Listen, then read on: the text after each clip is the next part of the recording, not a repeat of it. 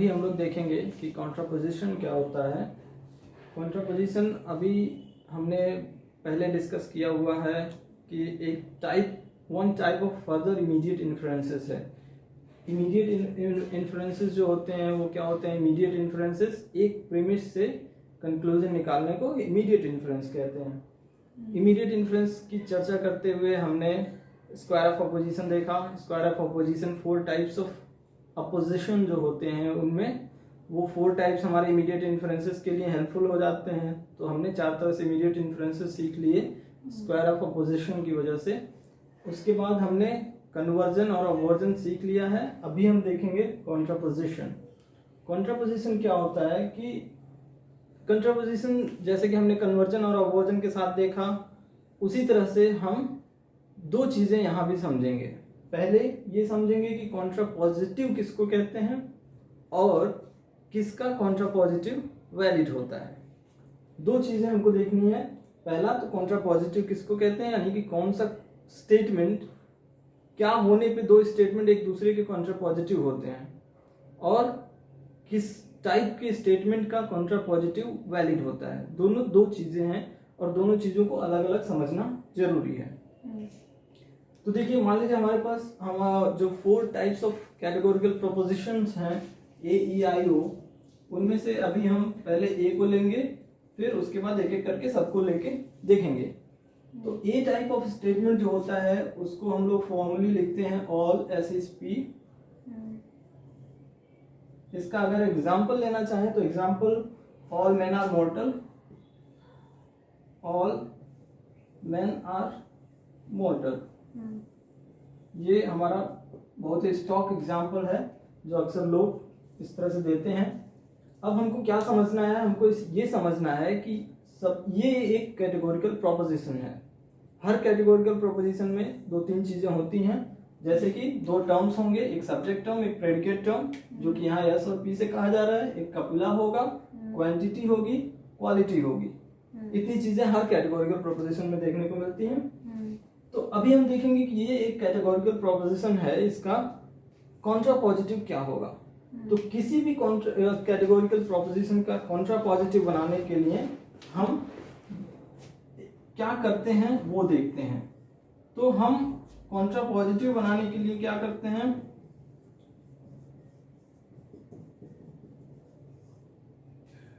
सबसे पहले जो सब्जेक्ट क्लास है, सब्जेक्ट टर्म है, उसका कंप्लीमेंट्री लेते हैं, ठीक है, और उसको हम प्रेडिकेट की जगह रख देते हैं। तो मैन का कॉम्प्लीमेंट्री होगा नॉन मैन, राइट। और जो प्रेडिकेट टर्म है उसका कॉम्प्लीमेंट्री लेते हैं और सब्जेक्ट की जगह रख देते हैं नॉन मॉर्टल। बाकी चीजों को वैसे ही रहने देते हैं। All non mortals are non man. ये क्या बनेगा? जो यहाँ हमको प्लूरल करना पड़ेगा वो ऑटोमेटिकली हम कर देते हैं। जैसे कि अगर हम इसको फॉर्मली इसी चीज को समझना चाहें तो हम A टाइप के स्टेटमेंट का कॉन्ट्रापोजिटिव जब बनाएंगे तो क्या बनेगा? All non-P is non-S. All non-P is non-S. non-S, right. तो हम इसमें हम कॉन्ट्रापोजिटिव बनाने के लिए कर क्या रहे हैं? कॉन्ट्रापोजिटिव बनाने के लिए किसी भी स्टेटमेंट का, किसी भी कैटेगोरिकल प्रोपोजिशन का कॉन्ट्रापोजिटिव बनाने के लिए हम जो भी दिया हुआ स्टेटमेंट है उसके सब्जेक्ट टर्म को लेके उसके कॉम्प्लीमेंट्री को जो अपना कॉन्ट्रापोजिटिव बनाना चाहते हैं उसका प्रेडिकेट बना देते हैं। यानी कि सब्जेक्ट टर्म को लेंगे और जो हमारा कॉन्ट्रापोजिटिव स्टेटमेंट बनाना चाहते हैं उसका प्रेडिकेट बना देंगे। यानी कि सब्जेक्ट और प्रेडिकेट को आपस में बदल रहे हैं, लेकिन उनकी कॉम्प्लीमेंट्री को बदल रहे हैं। तो सब्जेक्ट और प्रेडिकेट दोनों की कॉम्प्लीमेंट्री को आपस में इंटरचेंज करने को करके जब हम सेम स्टेटमेंट बना देते हैं तो इसको हम कहते हैं कि ये इसका कॉन्ट्रापोजिटिव है। और इक्वली ये भी कह सकते हैं कि ये स्टेटमेंट इसका कॉन्ट्रापोजिटिव है। मतलब दोनों एक दूसरे के कॉन्ट्रापोजिटिव हैं और इनके बीच जो हमको देखने को मिल रहा है वो कहा जाएगा कॉन्ट्रापोजिशन। ठीक है, जो रिलेशन है। तो दोनों एक दूसरे के इसका कॉन्ट्रापोजिशन करने पे ये मिलता है, इसका कॉन्ट्रापोजिशन करने पे ये मिलता है, और दोनों एक दूसरे के कॉन्ट्रापॉजिटिव कहे जाते हैं, राइट। तो इतनी चीज हमने समझी। अभी हमने क्या समझा? अभी हमने ये समझा कि एक स्टेटमेंट, कोई भी एक स्टेटमेंट है, वो स्टेटमेंट क्या, हम लोग अभी कैटेगोरिकल प्रोपोजिशन को ही लेके समझते हैं, AEIO में से किसी को लेके समझते हैं। तो इसमें क्या है कि किसी भी दिए हुए स्टेटमेंट का कॉन्ट्रापॉजिटिव वो स्टेटमेंट होता है जिसमें किसी भी दिए हुए स्टेटमेंट का कॉन्ट्रापॉजिटिव स्टेटमेंट वो स्टेटमेंट होता है जिसमें दिए हुए स्टेटमेंट का सब्जेक्ट दूसरे स्टेटमेंट के दिए हुए स्टेटमेंट का सब्जेक्ट का कॉम्प्लीमेंट्री दूसरे स्टेटमेंट का प्रेडिकेट हो, और दिए हुए स्टेटमेंट का प्रेडिकेट का कॉम्प्लीमेंट्री दूसरे स्टेटमेंट का सब्जेक्ट हो। तो इस तरह के अगर हमको कहीं पे अंतर देखने को मिलते हैं दो स्टेटमेंट्स के बीच में, तो दोनों एक दूसरे के कॉन्ट्रापॉजिटिव हैं। कोई भी दो स्टेटमेंट ऐसे हैं जिसमें सब्जेक्ट और प्रेडिकेट इंटरचेंज हुए हैं, लेकिन उनके कॉम्प्लीमेंट्री इंटरचेंज हुए हैं। यूं कहिए कि हम पहले इनका कॉम्प्लीमेंट्री को ले लेते हैं और फिर उनको इंटरचेंज कर देते हैं। यानी कि एक स्टेटमेंट का अगर सब्जेक्ट उसके प्रेडिकेट के कॉम्प्लीमेंट्री से और प्रेडिकेट उसके सब्जेक्ट के कॉम्प्लीमेंट्री से अगर रिप्लेस कर दिया जाए तो कॉन्ट्रापॉजिटिव बन जाता है। तो किसी भी स्टेटमेंट का कॉन्ट्रापॉजिटिव कैसे बनता है ये हमने यहाँ पे देखा है। तो बाकी जो 4 टाइप्स ऑफ अदर 3 जो remaining 3 types of categorical propositions बचते हैं, अब हम देखेंगे कि उनके कॉन्ट्रापॉजिटिव क्या होंगे। हम लोग फॉर्मली देख लेंगे, क्योंकि फॉर्मली देखना वो ज्यादा बेहतर होता है। हमारा ई टाइप का स्टेटमेंट क्या होता है? ई टाइप का जो स्टेटमेंट होगा उसको हम लिखते हैं नो एसएसपी। तो ई टाइप का कैटेगरी कॉन्ट्रापॉजिटिव करने के लिए हम क्या करेंगे, यहाँ पे भी सेम काम करेंगे। इसका भी हो जाएगा आपका no non P is non S. Then I type का जो स्टेटमेंट होता है उसको कहते हैं some S is P formally. Then again जब इसको करेंगे, इसका कॉन्ट्रापॉजिटिव बनाएंगे तो ये हो जाएगा some non P is non S. Some non P is non S. और जब ओ टाइप का ओ टाइप का स्टेटमेंट होता है some S is not P, और इसका जब कॉन्ट्रापॉजिटिव करेंगे तो ये होगा some non P is not non S. तो देखिए ये चीज अभी तक हमने एक पार्ट पढ़ा, एक पार्ट समझा कि कॉन्ट्रापॉजिटिव कैसे बनते हैं, कौन से दो स्टेटमेंट आपस में कॉन्ट्रापॉजिटिव होते हैं, ठीक है, या किसी स्टेटमेंट का कॉन्ट्रापोजिशन करें तो कौन सा स्टेटमेंट मिलता है। इतनी चीज हमने समझी। अब हम देखेंगे कि ये 4 टाइप के जो स्टेटमेंट्स हैं इनमें से किसका कॉन्ट्रापॉजिटिव बनाने पर या कॉन्ट्रापोजिशन वैलिड होता है, यानी कि किस टाइप के स्टेटमेंट का कॉन्ट्रापोजिशन करना वैलिड होता है। यानी कि वैलिड होने का मतलब यहाँ क्या है, यहाँ पे जब हम कह रहे हैं कि किस टाइप के प्रोपोजिशन का कॉन्ट्रापोजिशन वैलिड होता है, इसका मतलब ये हुआ, मैं क्या क्वेश्चन करना चाहता हूं, मैं थोड़ा इसको और स्पष्ट कर रहा हूं। ये क्वेश्चन अभी मैं कर रहा हूं कि AEIO में से कौन कौन से टाइप के स्टेटमेंट्स ऐसे हैं जिनका अगर कॉन्ट्रापोजिशन कर दें तो उनका मीनिंग जो है वो नहीं बदलेगा। एक अर्थ तो ये हुआ कि उनका मीनिंग नहीं बदलेगा, ठीक है। मीनिंग नहीं बदलने से हमको क्या फायदा है, क्या नुकसान है, क्यों हम मीनिंग को प्रिजर्व करना चाहते हैं? तो उसके लिए ये हम इसलिए करना चाहते हैं कि जो डिडक्टिव आर्गुमेंट होते हैं वो ट्रुथ प्रिजर्विंग होते हैं। यानी कि प्रीमिस में अगर ट्रुथ वैल्यू ट्रू है तो वो कंक्लूजन में भी ट्रू ही आनी चाहिए, ठीक है। तो हम वैलिड कब कहेंगे कि ए टाइप के स्टेटमेंट का कॉन्ट्रापोजिशन वैलिड है, तब कहेंगे जब ए टाइप के ट्रू होने पे इसकी गारंटी हो कि इसका कॉन्ट्रापोजिशन भी ट्रू है। ठीक है, अगर इसके ट्रू होने पे, किसी भी दिए हुए स्टेटमेंट के ट्रू होने पर इस बात की गारंटी हो कि उसका कॉन्ट्रापोजिटिव भी ट्रू होगा, तो उस टाइप के स्टेटमेंट का कॉन्ट्रापोजिशन वैलिड होता है। तो आपने देखा कि दो सवाल हमारे पास कॉन्ट्रापोजिशन को लेके आते हैं। पहला कि कौन से दो, किस तरह के डिफरेंसेस होने पे दो प्रोपोजिशंस एक दूसरे के कॉन्ट्रापोजिटिव होते हैं, या एक स्टेटमेंट का कॉन्ट्रापोजिटिव कैसे बनाते हैं। लेकिन ये इससे एकदम ही अलग सवाल है कि किस टाइप के स्टेटमेंट का कॉन्ट्रापोजिशन वैलिड होता है। ठीक है, अभी हम उस हिस्से को समझेंगे कि एक टाइप को लेंगे, फिर एक टाइप को समझेंगे कि क्यों ऐसा हो रहा है। ठीक है,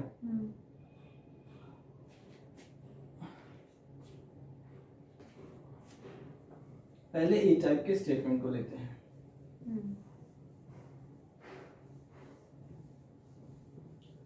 जो ए टाइप का स्टेटमेंट है, कोई एक ट्रू स्टेटमेंट लेते हैं, ए टाइप का ट्रू स्टेटमेंट।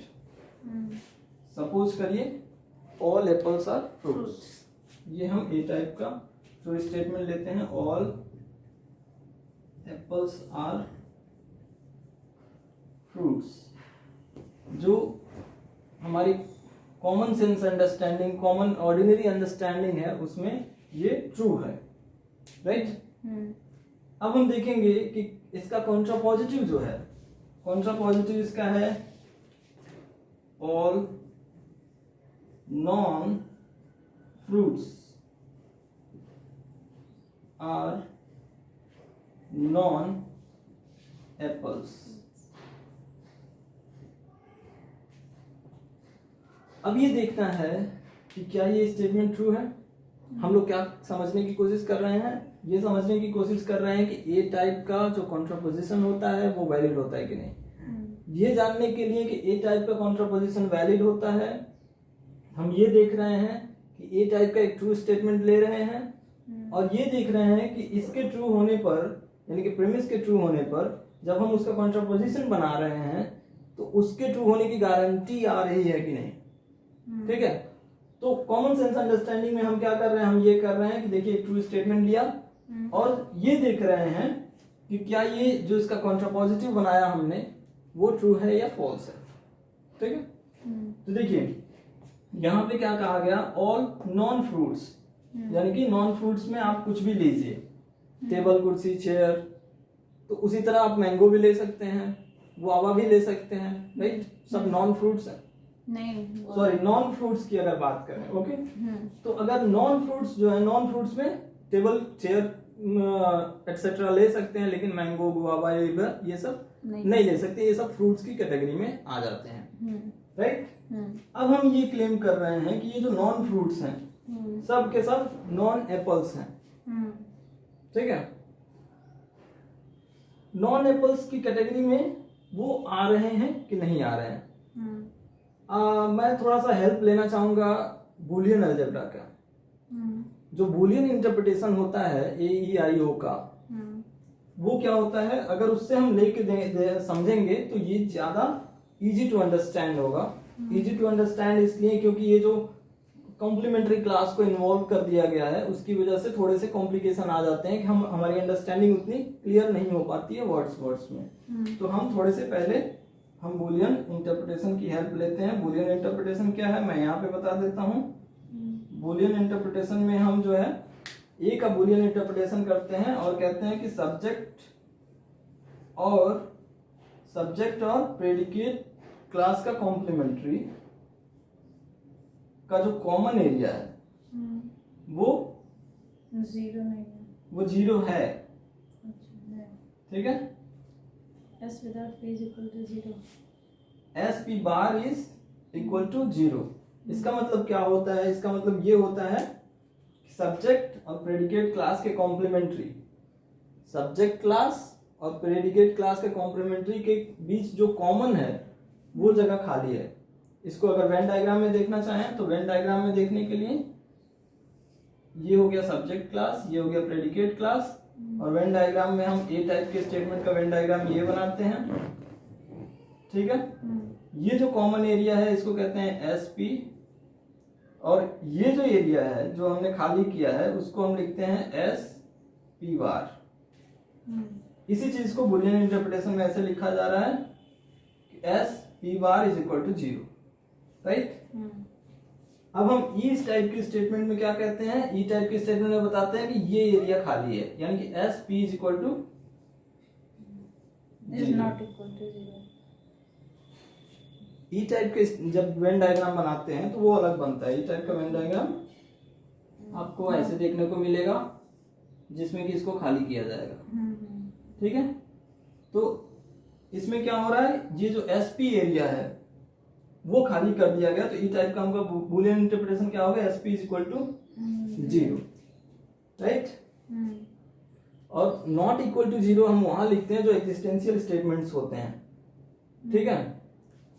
यहाँ पे हमको एग्जिस्टेंशियल इंपोर्ट भी देखने को मिलता है कि हम क्या इसमें क्लेम क्या करते हैं टाइप के स्टेटमेंट में कि एग्जिस्टेंशियल इंपोर्ट नहीं है, इसी बात का क्लेम करते हैं। यहाँ पे हमने क्या क्लेम किया है, हमने क्लेम किया कि ये एरिया खाली है। इसमें क्या किया है, ये एरिया खाली है, हमने किसी एरिया में किसी को होने का दावा नहीं किया है। जब हम यूनिवर्सल स्टेटमेंट लेते हैं तो यूनिवर्सल स्टेटमेंट में किसी एरिया में किसी के होने का दावा नहीं करते हैं, ठीक है, या किसी कैटेगरी में किसी कैटेगरी के किसी हिस्से में किसी के होने का दावा नहीं करते हैं। तो इसी बात को जॉर्ज बूल ने ये कह के बताया कि इस यूनिवर्सल स्टेटमेंट्स में एग्जिस्टेंशियल इंपोर्ट नहीं होता है, राइट। अब यहाँ पे देखने की चीज है, अगला हम जो आई टाइप के स्टेटमेंट का वेन डायग्राम अगर बनाए तो वो कुछ ऐसे बनता है। ये एस क्लास हो गया, पी क्लास हो गया, और इसको हम देखेंगे कि यहाँ पे हम एक एक्स रखते हैं। एक्स रखने का मतलब एटलीस्ट वन मेंबर है, ये किसी के एक्स किसी को कुछ भी हो सकता है, लेकिन कम से कम एक कुछ होगा। तो इस बात से हम कह रहे हैं कि इस एस पी बार एरिया में इज नॉट इक्वल टू 0, मतलब कोई कुछ ना कुछ है। तो इसी को हम लिख सकते हैं S P bar is not equal to 0। और जो चौथा हमारे पास है वेन डायग्राम के लिए वो ओ टाइप का स्टेटमेंट, वो ओ टाइप के स्टेटमेंट का वेन डायग्राम कुछ ऐसे होता है जिसमें कि हम ये दावा करते हैं कि जो एस पी एरिया है वो उसमें कुछ है, वो कुछ उसमें कुछ है। So SP is not equal to 0। Sorry, मैंने थोड़ा उल्टा कर दिया। हम क्या करेंगे, इसमें जो होता है यहाँ पे x होता है और इसमें यहाँ x होता है, और ये जो है इसका है, और हम इसका लिखेंगे S P is not equal to 0, right. Claim क्या है, क्लेम देखिए, क्लेम ये है कि सम एस इज पी, यानी कि एस क्लास का एटलीस्ट वन मेंबर पी में है, ठीक है। तो जब हम ये कह रहे हैं कि एस क्लास का एटलीस्ट वन मेंबर पी में है तो यहाँ पे एक मेंबर रखना पड़ेगा, ठीक है। यहाँ पे क्या कह रहे हैं कि some at least one member of S class is not P, right. तो एस क्लास का कम से कम एक मेंबर जो पी से बाहर होना चाहिए, इसके बारे में क्लेम है। ये ओ टाइप का वेन डायग्राम है और ये आई टाइप का है। तो इसके हिसाब से हम देखेंगे तो एसपी एरिया में 0 नहीं है, ये आया एसपी एरिया में 0 नहीं है, यानी कि एसपी एरिया खाली नहीं है। ये बात किसका इंटरप्रिटेशन होगा, आई का होगा। और एसपी बार, यहाँ पे बार एसपी मिटा के ऊपर नीचे लिख दीजिए जिससे कि कंफ्यूजन ना हो। ओके, मैं इसको सीधे सीधे ही लिख देता हूँ, एक दूसरे के सामने सामने रहेंगे तो कंफ्यूजन क्रिएट नहीं करेंगे। तो इसको हम कहेंगे कि S P is not equal to 0, और इसको कहेंगे S P bar is not equal to 0, right. तो ये हमने बूलियन इंटरप्रिटेशन देख लिया। अब देखिए ये जो बार है वो कॉम्प्लीमेंट्री को बताता है, ठीक है, यानी कि पी का कॉम्प्लीमेंट्री। यहाँ पे देखिए पी तो ये हिस्सा हो जाएगा और इसके बाहर का जो भी हिस्सा होगा वो सब पी बार है, ठीक है। तो जब हम एस पी बार कह रहे हैं मतलब क्या, एस क्लास का और पी के बाहर का ऐसा एरिया हम पिक करते हैं जो कि एस में हो लेकिन पी के बाहर हो, वो एरिया हमारा यही बचता है। तो एस पी बार का मतलब ये हो जाता है, ठीक है। अभी हम वेन डायग्राम को हटा देते हैं। वेन डायग्राम बुलियन इंटरप्रिटेशन कैसे होता है, इसकी मदद, इसको समझाने के लिए मैंने हेल्प लेने के लिए वेन डायग्राम, थोड़ा आसानी से बुलियन इंटरप्रिटेशन को समझ लें, इसके लिए मैंने बनाया। अब हम देखते हैं कि इसकी हेल्प यहां पे कैसे ली जा सकती है। ठीक है, तो देखिए ये है ए टाइप का स्टेटमेंट, राइट। तो इसका इंटरप्रिटेशन हम करेंगे तो क्या होगा, मान लीजिए एप्पल के लिए ए ले लेते हैं और फ्रूट के लिए एफ ले लेते हैं, ठीक है। तो ए टाइप के स्टेटमेंट का बुलियन इंटरप्रिटेशन क्या होता है, A F bar is equal to 0। तो यहाँ पे हो जाएगा A F bar is equal to 0। Okay, अब देखिए हमने एप्पल्स के लिए ए लिया हुआ है, तो नॉन एप्पल्स के लिए क्या होगा, नॉन ए बार। अभी मैंने बताया कॉम्प्लीमेंट्री के लिए बार लगा देते हैं, ठीक है। यहाँ पे क्या है, यहाँ पे अगर हमने फ्रूट्स के लिए एफ लिया हुआ है तो नॉन फ्रूट्स के लिए क्या होगा, एफ बार, राइट। अब इसको कंसिडर करिए कि ये भी ये ए टाइप ऑफ कैटेगोरिकल प्रोपोजिशन है। अंतर क्या हुआ है, जो यहाँ पे ए था, एफ था, वहां पे एफ बार और ए बार हो गया है, ठीक है। तो हम क्या करेंगे, ए टाइप का जो फॉर्म होता है एस पी बार, उसी तरह का बनाएंगे। यहाँ ये समझिए एफ बार ही एस है, ठीक है। तो हमारा एफ बार जो होगा वो एस की जगह आ जाएगा, ठीक है। अब देखिए पी की जगह क्या है, पी की जगह है ए बार, राइट। और हमको जो इंटरप्रिटेशन करना है तो एक बार और लगाना होगा। अब हमको चेक करना है कि क्या ये दोनों एक्सप्रेशंस जो हैं वो एक ही बात बता रहे हैं, दोनों में एक ही चीज क्लेम किया जा रहा है। इसको समझने के लिए हमको थोड़े चेंजेस करने पड़ेंगे। थोड़े चेंजेस मतलब क्या, इसको सिंप्लीफाई करना पड़ेगा, ये अभी थोड़ा कॉम्प्लिकेटेड है। एफ बार ए बार बार, राइट। तो एक रूल होता है, रूल ये है कि किसी भी कॉम्प्लीमेंट्री का, किसी भी स्टेटमेंट के कॉम्प्लीमेंट्री का कॉम्प्लीमेंट्री वो स्टेटमेंट ही होता है, ठीक है। सॉरी, किसी भी टर्म के कॉम्प्लीमेंट्री का कॉम्प्लीमेंट्री वो टर्म ही होता है। यानी कि हम दो बार अगर निगेशन करते हैं, ए के कॉम्प्लीमेंट्री का कॉम्प्लीमेंट्री ए ही होगा। कोई भी स्टेटमेंट ने, मान लीजिए एस लिया, एस के कॉम्प्लीमेंट्री का complementary is equal to S, ठीक है। इस फॉर्मूले से क्या होगा, इस फॉर्मूले से हम ए बार ए के ऊपर जो दो बार लगा है उसको हम एक लिख सकते हैं। तो हम लिख सकते हैं, इसके लिए हम लिख सकते हैं F bar A is equal to 0। अब देखिए जो हमारा ये इंटरप्रिटेशन है, इस इंटरप्रिटेशन में एस पी लिखें या पी एस लिखें, दोनों एक ही बातें होती हैं। क्योंकि जब हम वेन डायग्राम बना रहे हैं इस तरह से, तो इस हिस्से को हम क्या कह रहे हैं कि ये हिस्सा एस में भी है, पी में भी है, ठीक है। तो एस में है और पी में है, दोनों में लिखने के लिए एस पी लिखते हैं। इसी चीज को हम ये कह सकते हैं कि ये हिस्सा पी में भी है, एस में भी है, राइट। इसमें कोई अंतर नहीं आएगा, यानी कि जो कम्युनिकेशन है इनका, एक दूसरे से जगह बदल दें तो भी इनमें कोई अंतर मीनिंग में नहीं आएगा। तो इस हिसाब से हम क्या कर सकते हैं, इनकी जगह को बदल सकते हैं। हम लिख सकते हैं A F bar is equal to 0, ठीक है। और हम देख रहे हैं कि ये बात जो पहले हमने हमारे इस ए टाइप के स्टेटमेंट का बुलियन इंटरप्रिटेशन जो है A F bar is equal to 0, exactly ये ए एफ बार हमको इसका भी बुलियन इंटरप्रिटेशन में मिल रहा है, ठीक है। तो भले कहने के तरीके बदले हैं लेकिन दोनों बातें एक ही हैं, ओके। तो दोनों के द्वारा एक ही चीज क्लेम किया जा रहा है। इससे क्या होता है कि दोनों के, अगर दोनों स्टेटमेंट एक ही बात क्लेम कर रहे हैं, एक ही क्लेम कर रहे हैं, तो इससे इसका मतलब ये होता है कि जब कभी भी ये स्टेटमेंट ट्रू होगा, हर उस टाइम पर ये स्टेटमेंट भी ट्रू होगा।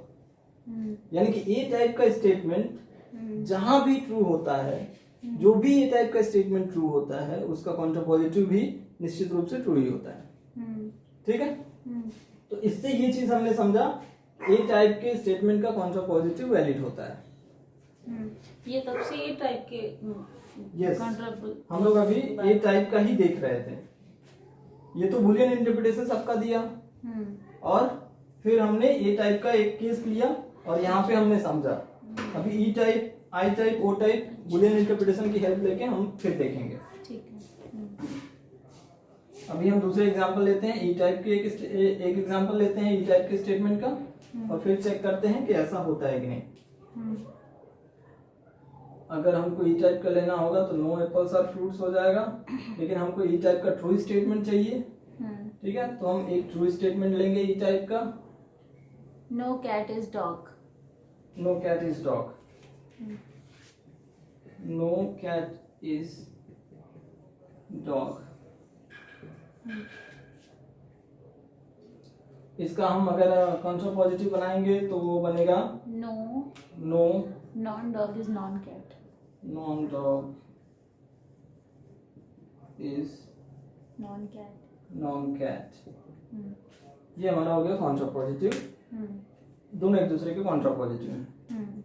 अगर हम लेते हैं कैट के लिए सी, डॉग के लिए डी, ठीक है, तो नॉन डॉग के लिए हो जाएगा डी बार और नॉन कैट के लिए सी बार।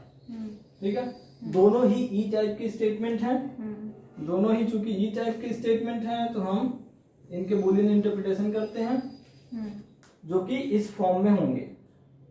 ई टाइप का जो बूलियन इंटरप्रिटेशन होता है उसी फॉर्म में होंगे, यानी कि सब्जेक्ट होगा, प्रेडिकेट होगा, सब्जेक्ट प्रेडिकेट के कॉमन एरिया को हम लिखेंगे कि वो खाली है। तो इसमें सब्जेक्ट है सी, प्रेडिकेट है डी, तो हम लिखेंगे C D is equal to 0।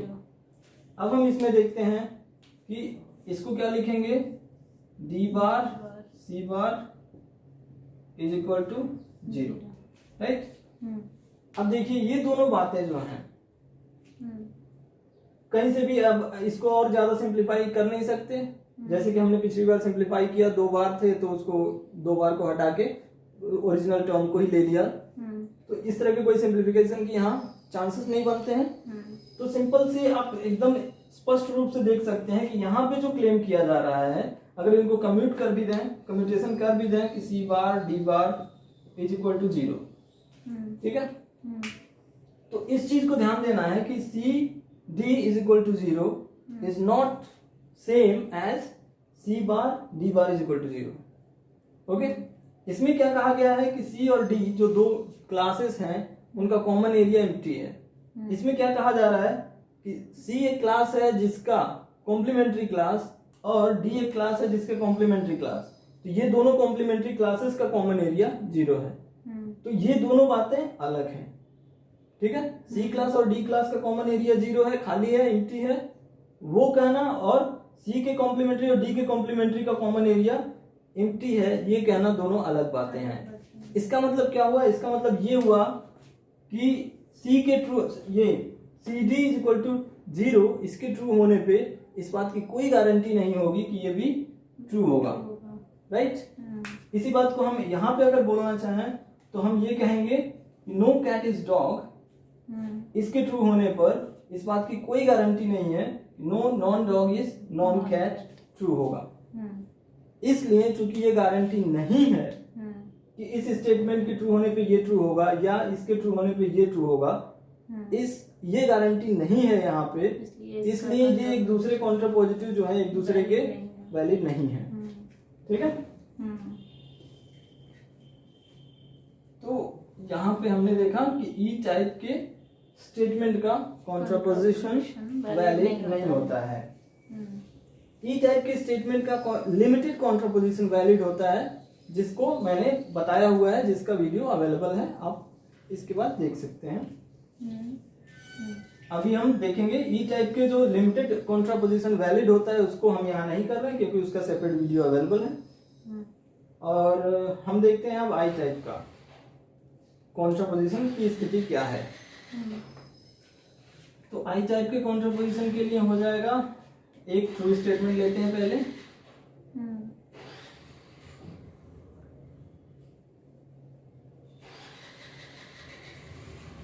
Some snakes are poisonous. अब चूंकि हम बूलियन इंटरप्रिटेशन से समझ रहे हैं तो हम डायरेक्टली फॉर्म में भी समझ सकते हैं। तो इसके लिए आपको जरूरी नहीं कि हम ट्रू स्टेटमेंट लेके ही समझें, हम सीधे फॉर्मली भी समझना चाहें तो अगर समझ सकते हैं। तो ये हमारा आई टाइप का स्टेटमेंट क्या होता है, सम एस एस पी इसके अकॉर्डिंग। अब वो जो हमारे एग्जांपल लेने के फायदे ये थे कि यहाँ पे जब हम समझेंगे तो सिंबल्स एक ही हो जाएंगे और थोड़ा कंफ्यूज करेंगे। वहां पे हम ABCD अलग अलग ले रहे थे तो कंफ्यूजन कम हो रहा था। तो हम एक काम करते हैं, हम आई टाइप का स्टेटमेंट यहाँ पे एस पी नहीं ले रहे हैं, एक्स वाई ले रहे हैं, right. Some X is Y, ये भी आई टाइप का स्टेटमेंट है। और आई टाइप का जो स्टेटमेंट होता है उसका बुलियन इंटरप्रिटेशन होता है S P is equal to not equal to zero. तो हमारा यहाँ पे जो आई टाइप का बुलियन इंटरप्रिटेशन होगा वो क्या हो जाएगा, चूंकि एस की जगह एक्स है, पी की जगह वाई है, तो X Y is not equal to zero. ठीक है। अब हम देखेंगे कि आई का कॉन्ट्रा पॉजिटिव बनाएंगे। आई का कॉन्ट्रा पॉजिटिव होगा वो क्या होगा, some non Y is non X. और जब हमने एक्स वाई के नॉन वाई के लिए क्या लिखेंगे, नॉन वाई के लिए लिखेंगे वाई बार, और नॉन एक्स के लिए एक्स बार। और इस हिसाब से हम जब इस आई टाइप स्टेटमेंट को सपोज करिए कि ये पूरा एस है और ये पूरा वो पी है, तो हम जब रखेंगे यहाँ पे तो एस की जगह है वाई बार, पी की जगह है एक्स बार, और ये हो गया नॉट इक्वल टू जीरो। ठीक है। यहाँ पे भी हम क्या देख रहे हैं, यहाँ पे भी हम ये देख रहे हैं कि ये जो बात बोली जा रही है एक्स और वाई का जो कॉमन एरिया है वो खाली नहीं है। ठीक है। और ये बात जो बोली जा रही है कि एक्स के कॉम्प्लीमेंट्री और वाई के कॉम्प्लीमेंट्री का जो कॉमन एरिया है वो खाली नहीं है, दोनों अलग अलग बातें हैं। इसका मतलब इसके ट्रू होने पे ये ट्रू होगा, इसकी गारंटी नहीं है। और जब भी ऐसा होता है कि एक स्टेटमेंट के ट्रू होने पे उसके कॉन्ट्रा पॉजिटिव के ट्रू होने की गारंटी नहीं है, तो वो स्टेटमेंट वो कॉन्ट्रापोजिशन वैलिड नहीं होता है। ठीक है। तो इस हिसाब से आई टाइप का कॉन्ट्रापोजिशन वैलिड नहीं होता है, यानी कि आई टाइप के कॉन्ट्रापोजिटिव स्टेटमेंट जब भी हम देंगे, ठीक है, तो अगर ये ट्रू भी है तो इसके बारे में दावा नहीं कर सकते कि ये निश्चित रूप से ट्रू ही होगा। ठीक है। तो अगर ये ट्रू है तो ये ट्रू भी हो सकता है, फॉल्स भी हो सकता है। ये भी नहीं दावा कर सकते कि ये निश्चित रूप से फॉल्स होगा। तो इसलिए हम कहते हैं कि इससे इसको नहीं निकाला जा सकता है।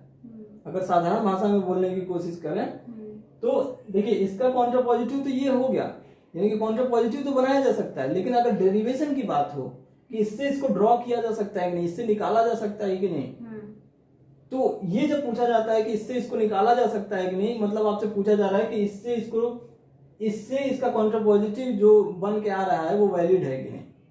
ठीक है। निकाला जा सकता है नहीं, ये पूछना मतलब वैलिडली निकाला जा सकता है कि नहीं। ठीक है। निकाला गया है ये क्लेम तो किया जा सकता है, लेकिन वो निकालना वैलिड है कि नहीं वो आपसे पूछा जा रहा है। तो यहाँ पे हमने देखा आई टाइप के स्टेटमेंट का कॉन्ट्रापोजिशन वैलिड नहीं होता है, यानी कि आई टाइप के किसी भी आई टाइप के स्टेटमेंट का कॉन्ट्रापोजिटिव आपको अगर दिया है और आपसे पूछ रहा है कि इससे इसको निकाला जा सकता है कि नहीं, तो आप क्या कहेंगे, नहीं निकाला जा सकता है। क्यों नहीं निकाला जा सकता है? क्योंकि इसके ट्रू होने पे इसके ट्रू होने की गारंटी नहीं है। आगे हम चलते हैं, वो टाइप के स्टेटमेंट को लेते हैं।